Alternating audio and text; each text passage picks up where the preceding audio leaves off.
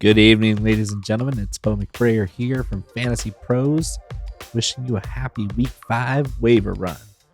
It's kind of slim pickings out here, but I'm going to give you my top 5 waiver additions for Week 5. If you want a chance to win a signed Justin Jefferson Vikings helmet for free, courtesy of our friends at pristineauction.com, all you need to do is head to fantasypros.com/contest. Complete the form and either download the Fantasy Pros Draft Wizard app, leave a review for the podcast, or follow us on X, Instagram, or TikTok at Fantasy Pros. The more actions you complete, the more entries you receive. We will be announcing a winner right here on the podcast. If you're watching on YouTube, be sure to subscribe and turn on those notifications so you can be alerted when new episodes are up to claim your prize. All right, let's kick it off. Top 5 waiver additions for Week 5. And I'm going to start at number 5. This is a running back who's getting a little bit more run as it progresses this season. I'm talking about Tank Bigsby of the Jacksonville Jaguars. He is the backup to Travis Etienne. And Travis Etienne is a much better player than Tank Bigsby, but he isn't playing like it so far this season. And we've seen a little bit of a creep up in the work for Tank Bigsby. He busted off a 58-yard run on Sunday. He's got some big play threats. He's well-rounded. Struggling Etienne, is he hurt? He's got a shoulder thing, or he's just pouting? I don't know, but Tank is a well-rounded back. This is a bad team. They need to start running the ball more. Tank Bigsby has the upside. I think I'm willing to go up to 7% of my fab allotment for Tank Bigsby this week. At number 4, a big tight end. Big day on Sunday for the Green Bay Packers. Tucker Kraft, South Dakota State Jackrabbit. He's really good. He's a big guy. He moves well. He is the clear receiving archetype over Luke Musgrave in this offense. It's a little bit surprising, but Kraft is playing out of his mind this season. He deserves an addition, not just as a streamer, but you can keep him on your bench if you need to for a good matchup. He's still got great upside with Jordan Love healthy. His role in LaFleur's system is superb. I love Tucker Kraft at 8% of my fab allotment this week. Just a great upside play and fills a need at tight end that's drastically bad. It's terrible to try to find a scoring tight end. It's just tough. The streets are tough. At number 3, I'm going to talk about Tucker Kraft's teammate, Dontayvion Wicks. Dontayvion Wicks is a big play threat. And especially now that Christian Watson appears to be injured pretty seriously for at least a few weeks, Dontayvion Wicks is going to be that downfield X receiver that's going to pick up the big plays in this offense. Jordan Love is the Tide. When he's low, he's really bad. He threw three picks this week. And it's when he's high, he raises all the boats. All the boats go up. Big storm surge. Dontayvion Wicks has that upside as long as he can keep those drops under wraps. So he's dropped a few big passes this season already. Will it affect his long term? We'll see. But yeah, it's Dontayvion Wicks, great upside. It's just a great pick up for a slot start. You can plug him right in because he's a big time threat to score touchdowns. Take the guesswork out of waiver wire decisions with Fantasy Pros Waiver Assistant. Get instant analysis on potential moves from over 100 fantasy experts. Discover both the weekly and rest of season impact for every waiver ad. Visit fantasypros.com/myplaybook or download the Fantasy Football My Playbook app to optimize your roster today. All right, we're down to number 2. Top 5, number 2 in the top 5 week 5 waiver pickups. Kareem Hunt of the Kansas City Chiefs. They needed somebody. It wasn't Carson Steele. He lost a fumble early in that game on Sunday, and he didn't see the field much after that. With Samaje Perine there, he kind of looks like he's dust, so I don't know how much we're going to get out of Samaje Perine going forward in this offense, because 14 carries for 69 yards. Nice. That was great. That was a great step up for Kareem Hunt 1 week after being signed after the Isaiah Pacheco injury. CEH still not back with his PTSD. I wish him the best, but until further notice, Kareem Hunt is the lead back in Kansas City, and he's a relic from bygone Andy Reid eras. So yes, this is a pickup that it makes sense now, because we saw he looks pretty sharp.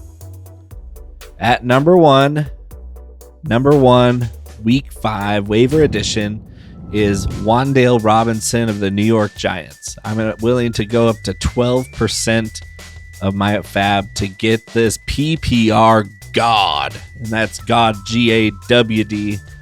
PPR god Wan'Dale Robinson, 25+% target share.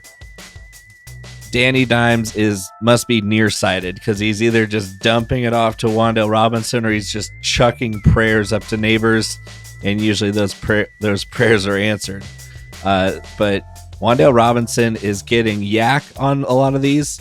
His average depth of target is very short. I think he's only averaging 1.4 yards per target. It's just a lot of them.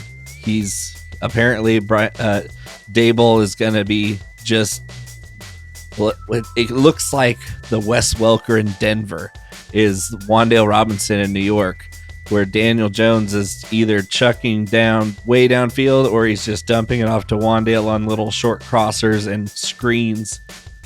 He's also a little bit in the running game with trick plays.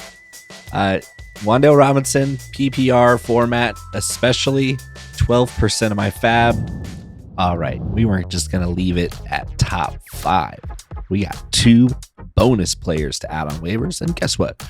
I didn't mention any quarterbacks, because it's been kind of a good year for the top quarterbacks, elite quarterbacks, maybe except for Patrick Mahomes. A couple others have kind of struggled in the fantasy department, but most of the guys like Josh Allen, Lamar Jackson, they've been paying off just fine. But these 2 guys are great streaming options, as well as long-term options if you can see them that way. I see both of these guys as streaming options with long-term upside if things continue to trend the way they are. The first one is Justin Fields.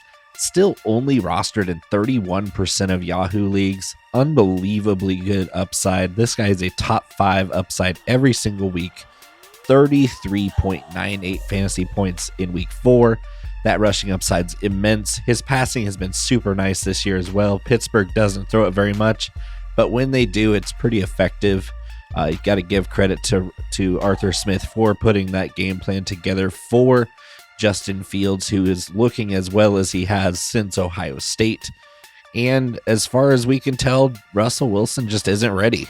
And whether it's a real injury or just one that they've kind of gone along with in the long term, because Fields has been playing well, and until this last week they were undefeated, so you can't really bench a guy for winning games. Justin Fields, for the foreseeable future, is a top 5 fantasy quarterback, so unbelievably good upside for somebody you can grab off waivers right now if you want to. Not just as a streamer, but if you don't have one of those top elite quarterbacks that you expect to do that every week, you better get Justin Fields on your team, because there's no reason not to. The other one, Geno Smith. 2022 Geno is back, and I was all over the Geno Smith hype train in 2022 as a waiver addition. It won me a bunch of championships that year. It won a lot of the consumers of content on FantasyPros a ton of championships. Geno Smith has QB1 upside every week, especially under new offensive coordinator Ryan Grubb.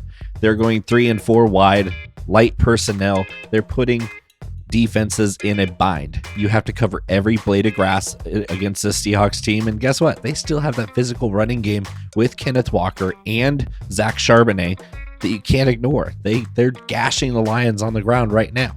It just seems like you're looking at a team that's well balanced, and a team that actually, for the first time in years, is giving their talent room to prove it and show what they can do. Jackson Smith and Jigba has been fantastic. DK Metcalf looks just as good as ever. Even Tyler Lockett, the ageless wonder, just keeps making plays. Geno Smith has the weapons, has the coaching, has the ability, and his offensive line's healthy for once. We're back in on Geno Smith. I really wasn't ever out on him. Last year just was a terrible storm of injuries and bad coaching, and Geno wasn't sharp last year. But he would be a guy that I'm looking to add on waivers as a streamer. And for the foreseeable future, unless I have a better option to start every week, he's going to be my starting quarterback. I love Geno Smith that much. So waivers, not the greatest this week. Not a very, wow, got to get this guy and spend all my fab on this guy. It's not that kind of week. There's still some league winners, or at least there's matchup winners for next week and the next couple of weeks. At least for 2 or 3 weeks, we can add some of these guys, maybe spot start them or put them in position to start on our fantasy rosters. Week 4 is in the books. Week 5, this season's progressing fast, so better get on it. That was my top 5 waiver additions for week 5. Thank you for joining me. We'll see you next time. Make sure you like and subscribe. Fantasy Pros.